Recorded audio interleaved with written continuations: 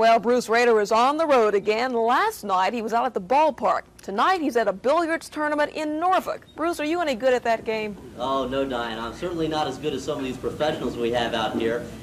Tonight we are live at Q Masters Billiards in Norfolk, where Steve Miserak is defending his title in the Spring Open 9-Ball Championships. Now, some big names in this one: Wimpy Lassiter, Jim Rempe, Mike Siegel. If you're looking for something different, well, why don't you come on out and check the Spring Open 9-Ball Championship. Now, these billiard tournaments are drawing larger crowds every year. With me is world champion Ray Martin.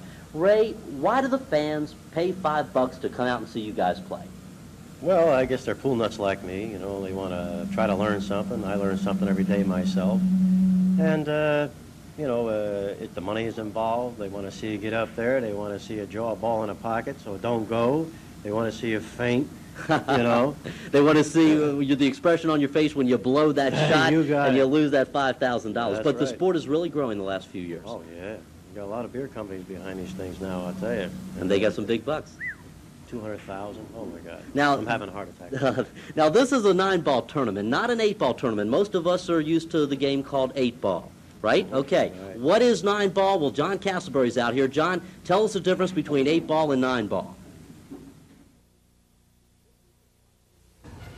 This week, the top pool players in the world are gathered at Q Master Billiards to play one of the simplest games in the world to understand. The name of the game is 9-ball.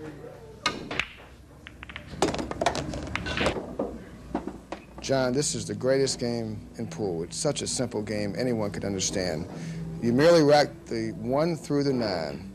Only use 9 balls. And you have to shoot the balls in rotation, the 1, the 2, the 3, the 4, and so on and so forth. The object of the game is to run the balls out in rotation. Whoever makes the 9 ball, which is the last ball on the table, wins the game. Not only is the game relatively simple to learn, it's also amazingly popular. This is the #1 game in pocket billiards today. Straight pool is the game of the past. 8 ball is a game played in every local tavern.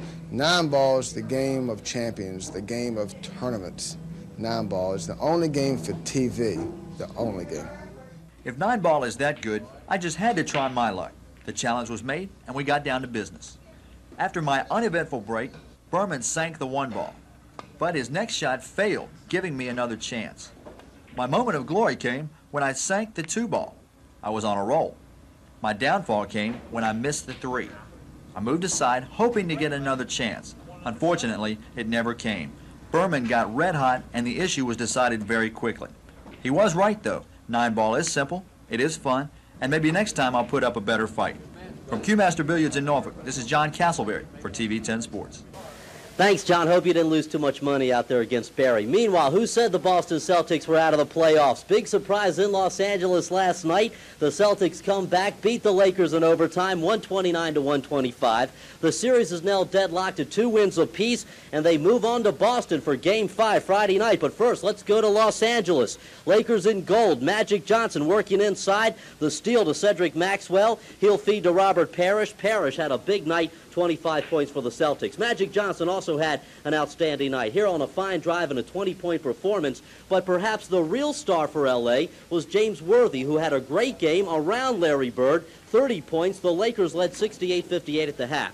Kurt Rambis would then be the receiver of the hit of the game. Kevin McHale devastates him, along with a little help from Gerald Henderson. The two go at it. Rambis into the stands, and finally peace is restored. Now Kareem, the star of this game offensively, with 32 points for the Lakers before he fouled out. And then with 10 seconds to go, they were all tied 113 all. A key steal as Magic Johnson loses the ball. Robert Parrish has it, and the Celtics call timeout. The Celtics with the last shot. Bird from long range, it won't go. McHale on the rebound, misses. It will go into overtime, tied 113 to 113. In overtime, they were tied when the play of the game. Larry Bird, who hits and scores. The Celtics come from behind to beat the Lakers in L.A. 129 to 125. Game 5 Friday at the Garden. Local baseball tonight. The Tides take on first place Maine out at Met Park in Game 1 of a 4-game series. Last night, the Tides won a doubleheader, beating Richmond 3-2 and 3-0. So we hope that they can make it 3 in a row out at the Met tonight, Diane. And I'll be back tonight at 11.